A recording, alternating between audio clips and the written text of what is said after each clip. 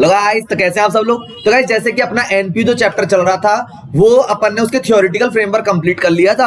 अपन ने receipt and payment account के बारे में, इनकम एंड एक्सपेंडिचर अकाउंट के बारे में और बैलेंस शीट के इनके नेचर्स अपन ने समझे थे, और सब्सक्रिप्शन क्या होता है ये समझा था, उसका ट्रीटमेंट समझा था, और कंज्यूमेबल स्टोर के बारे में समझा था। तो गाइस आज अपन इस लेक्चर के अंदर रिसीट एंड पेमेंट अकाउंट को स्टार्ट करेंगे, एग्जांपल के साथ इसको समझने वाले कि रिसीट एंड पेमेंट अकाउंट होता क्या है और इसे किस तरीके से प्रिपेयर करते हैं। तो guys receipt and payment account अपन ने बताया था कि ऐसा कैश अकाउंट होता है, एनपीयू की जितनी भी इनकम से जितनी भी रिसीट्स है वो आती है और जितने भी पेमेंट है वो आते हैं। इधर रेवेन्यू नेचर, कैपिटल नेचर को इग्नोर कर दिया जाता है। यहाँ पर रेवेन्यू, कैपिटल सारे के सारे आइटम्स इसमें अंदर आते हैं। ऐसा नहीं है कि केवल रेवेन्यू रेवेन्यू कहेंगे, इसलिए यहाँ पर रेवेन्यू नेचर हो चाहे कैपिटल नेचर हो, सारे के सारे आइटम्स इसके अंदर अपन के आने वाले हैं। अब जैसे लिखा हुआ from the following particular relating to silver point prepare a receipt and payment account for the year ending 31 March 2017। ये अपने को दिया हुआ है, ठीक है। पर्टिकुलर दे रखा है दोनों साइड और अमाउंट दे रखा है। ओपनिंग कैश बैलेंस दे रखा है, ओपनिंग बैंक बैलेंस दे रखा है, सब्सक्रिप्शन कलेक्ट किया ये दे रखा है, सेल्स ऑफ रिफ्रेशमेंट दे रखा है ये दे रखा है, एंट्रेंस फीस रिसीव्ड दे रखी है ये दे रखा है,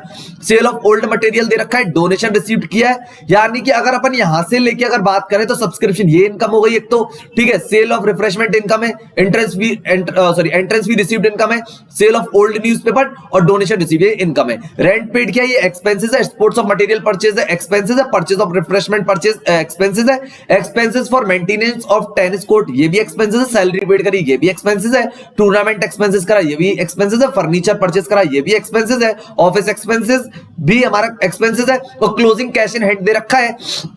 यानी कि कैश का ओपनिंग और क्लोजिंग तो गिवन है अपने पास, यानी कैश का ओपनिंग इधर गिवन दे रखा है, क्लोजिंग इधर गिवन दे रखा है, बैंक का ओपनिंग दे रखा है लेकिन बैंक का क्लोजिंग नहीं है, तो उसे अपन बैलेंसिंग फिगर निकाल लेंगे। तो आई होप कि गाइस ये आपको जो क्वेश्चन है समझ में आया। अपन इसको स्टार्ट कर रहे हैं। तो ये receipt and payment account as a cash account है, तो अपन यहां पर लिखेंगे रिसीट एंड पेमेंट अकाउंट, ठीक है। तो यहां पे अपन लिखेंगे यहां पे रिसीट, यहां लिखेंगे अपन अमाउंट, यहां लिखेंगे अपन पेमेंट और यहां लिखेंगे अपन अमाउंट, ठीक है। अमाउंट जो है वो अपना रुपीज में। अब अपन इसको समझने की कोशिश करते हैं। सबसे पहले अपन यहां पे लिखने वाले हैं टू बैलेंस ब्रॉट डाउन। जैसे कि अपन समझते हैं कि ओपनिंग बैलेंस जब भी आता है तो अपन यहां पे लिखते हैं टू बैलेंस ब्रॉट डाउन। जैसे अपने को पता है एक तो कैश दे रखा है तो अपन यहां पे कैश लिखेंगे और एक अपन लिखेंगे यहां पे बैंक, ठीक है। अब कैश का कितना दे रखा है यहां पे लिखेंगे 1000 और अपने को जो बैंक बैलेंस दे रखा है वो दे रखा है 7200। तो अगर इसका टोटल करेंगे तो यहां पे लिख देंगे 8200, ठीक है गाइस। उसके बाद दे रखा है यहां पे सब्सक्रिप्शन कलेक्ट दे रखा है, तो यहां पे अपन लिखेंगे टू सब्सक्रिप्शन, ठीक है। अपन ने अंडरलाइन कर दी, ठीक है। 15-16 का दे रखा है ये लिखेंगे अपन, 16-17 का दे रखा है ये लिखेंगे और 17-18 का दे रखा है ये लिखेंगे, ठीक है। अब 15-16 का कितना दे रखा है 500 दे रखा है तो ये लिखेंगे, और 7600 दे रखा है ये लिखेंगे, और 900 दे रखा है ये लिखेंगे। इसका जो टोटल है बाहर लिखेंगे अपन 9000, ठीक है। तो ये हो गया।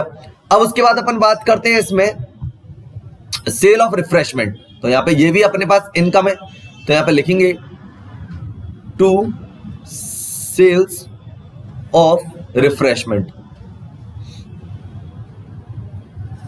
सेल ऑफ रिफ्रेशमेंट कितने की है 1000 की, अपन ये लिख देंगे। उसके बाद इसमें लिखा हुआ है entrance fee receive to entrance fees received, ठीक है। एंट्रेंस फीस रिसीव्ड लिख देंगे 1000 का है।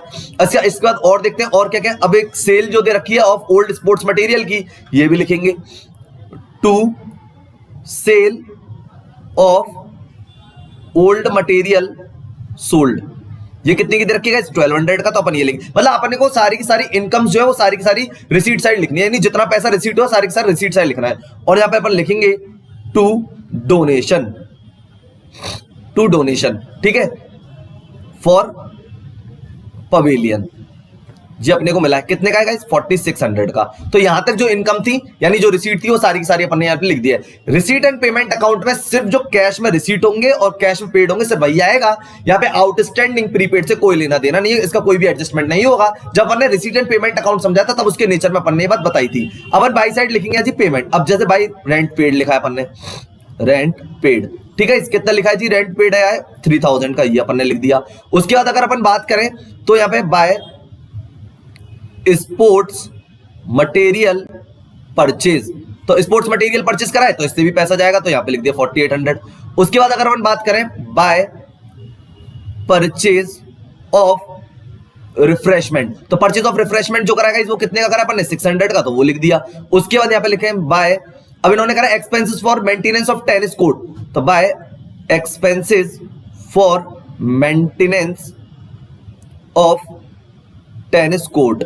ठीक है गाइस, ये कितना खर्चा करा इन्होंने 2000 रुपीज का, तो अपन ने ये भी लिख दिया। उसके बाद इन्होंने लिखी है सैलरी पेड करी, तो यहाँ पे लिखेंगे बाय सैलरी पेड। तो सैलरी कितनी पेड करी 2500 रुपए की, तो वो लिख दिया अपन ने। उसके बाद इन्होंने लिखा है टूर्नामेंट एक्सपेंसेस खर्च करें, तो बाय टूर्नामेंट एक्सपेंसेस, और भाई वो कितने के लिख रहे हैं 2400 के, तो वो लिख दिया अपन ने। उसके बाद यहाँ पे इन्होंने फर्नीचर परचेज कराया, तो यहाँ पे लिखेंगे बाय फर्नीचर परचेज। और गाइस फर्नीचर परचेज जो कराया उन्होंने कितने करा है 1500 का करा है, तो वो लिख दिया अपन ने। उसके बाद इन्होंने ऑफिस एक्सपेंसेस खर्च करें, तो बाय ऑफिस एक्सपेंसेस कितने के गाइस 1200 के, तो ये लिख दिया अपन ने।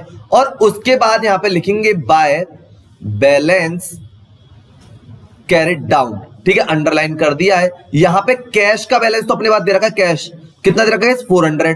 ठीक है, और अपन यहां पे निकालेंगे बैंक का, किसका निकालेंगे बैंक का बैलेंसिंग फिगर। ठीक है, देखते कितना आता है। तो गाइस अपन इसका क्या टोटल करने वाले हैं यहाँ पे, तो टोटल करेंगे तो देखेंगे कि कितना आ रहा है। आप इसका टोटल करेंगे तो पहले अपन रिसीट साइड का टोटल करते हैं। तो गाइस रिसीट साइड का जब अपन टोटल करेंगे तो ये आएगा आपका 8200।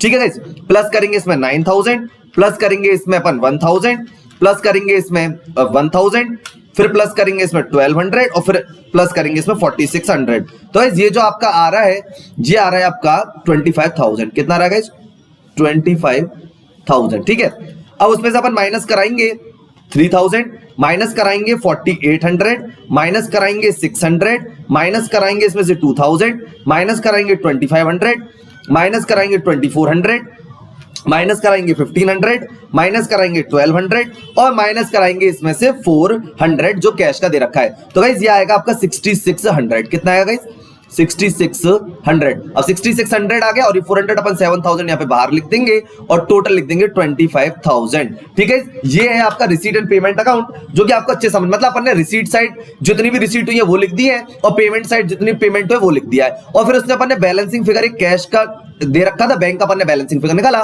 दोनों साइड का टोटल 25000 लिख दिया। आई होप कि गाइस ये बात आपको अच्छे से समझ में आई। बहुत सिंपल, बहुत इजी होता है रिसीट एंड पेमेंट अकाउंट। ठीक है गाइस, तो अब अपन नेक्स्ट लेक्चर के अंदर इनकम एंड एक्सपेंडिचर को समझेंगे कि इनकम एंड एक्सपेंडिचर अकाउंट क्या है, नेचर अपन समझ चुके हैं, उसके अंदर अपन सारे के सारे एडजस्टमेंट करेंगे। तो आज के गाइस इतना ही था रिसीट एंड पेमेंट अकाउंट में। ठीक है, मिलते हैं अपन नेक्स्ट लेक्चर में, तब तक के लिए guys good bye and thank you.